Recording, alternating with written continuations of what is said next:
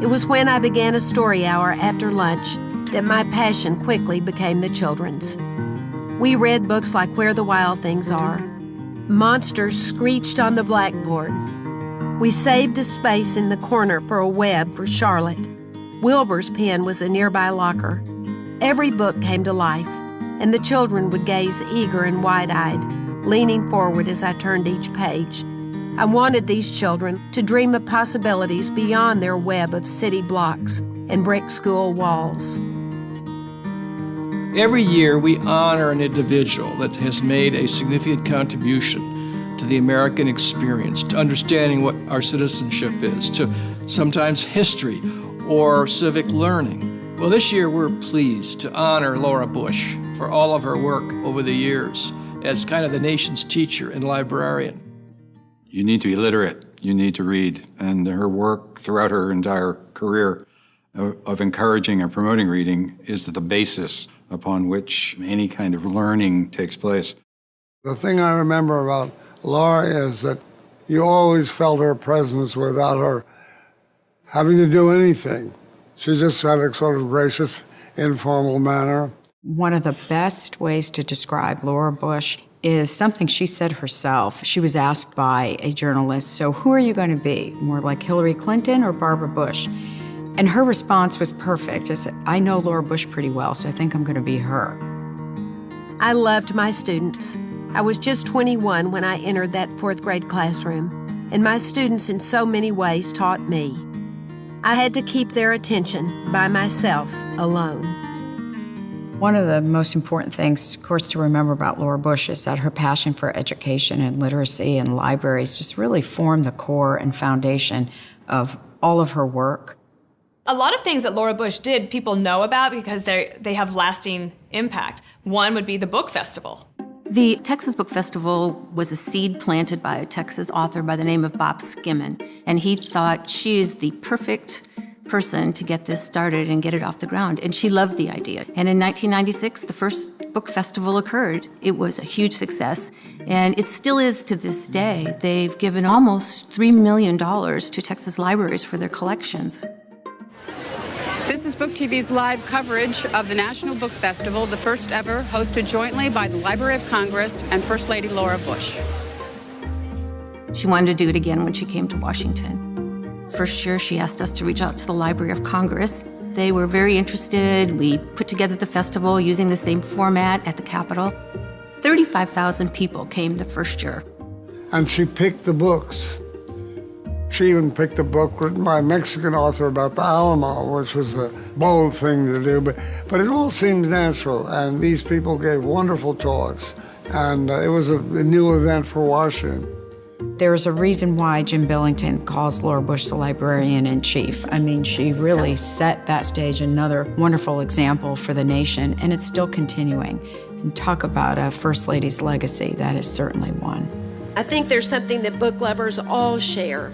And no matter what our political views might be or what our differences might be of any kind, we all love books. We all love reading, but especially children. We have a really wonderful, huge body of children's literature in the United States, and as an old retired children's librarian, I'm really proud of that. Thank you. I began my education initiatives in earnest. I made school visits and started planning an early childhood cognitive development conference. My other chief focus was teacher recruitment. I began by working with two programs, Teach for America and Troops to Teachers.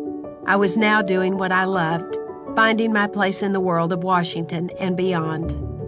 One of the great memories and experiences I had working on Mrs. Bush's staff that was really important to civic literacy and civic participation was the big read, taking some of classic works in American literature and taking the love of those books to communities all over the country, where small communities would adopt a book and read it together. She knew how important it was for children to enter school ready to read, ready to learn.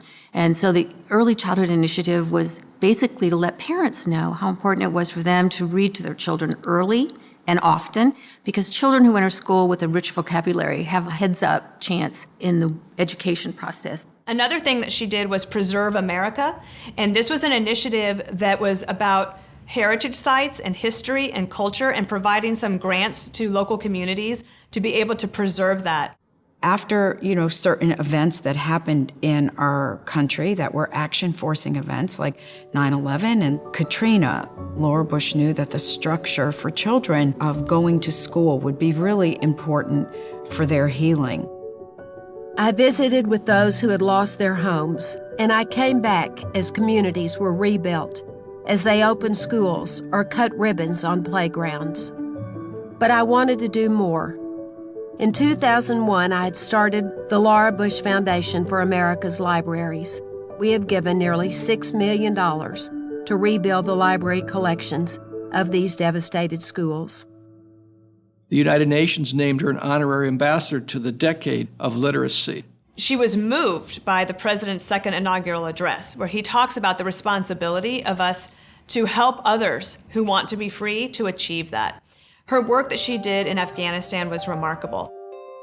The poverty, poor health, and illiteracy that the terrorists have imposed on women in Afghanistan is a matter of deliberate human cruelty carried out by those who seek to intimidate and control, and they must be stopped. The fight against terrorism is also a fight for the rights and dignity of women.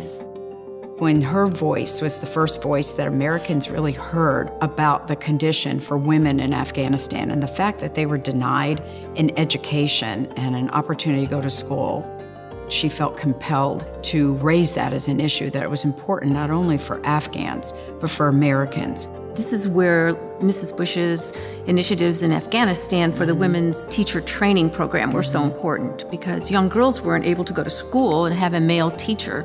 And that allowed women to go into villages and teach both boys and girls.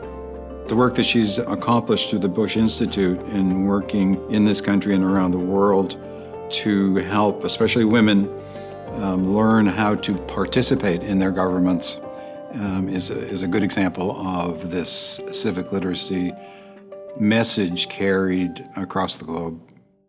When you work for a First Lady, you really have the benefit of seeing just how much they have an impact on issues that need attention in addition to things that they care about. And shining a light on that really was something that inspired me.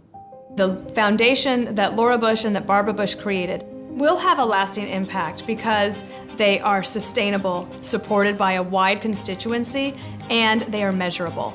And when you can measure success and prove that you can have an impact, that's what will make it last. I was tremendously impressed by the words of Mrs. Bush. She spoke on this very topic, and she said, "We must prepare our children and grandchildren with the tools they need to be informed, engaged citizens who care about individual liberty and democracy. We must teach them history. We must insist they understand the government they're blessed to live under.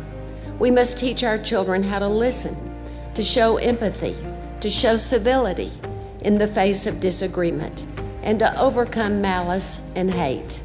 And we must model that behavior ourselves. This is the task of parents, teachers, and anyone who touches the lives of young people today. And it's our patriotic duty as Americans."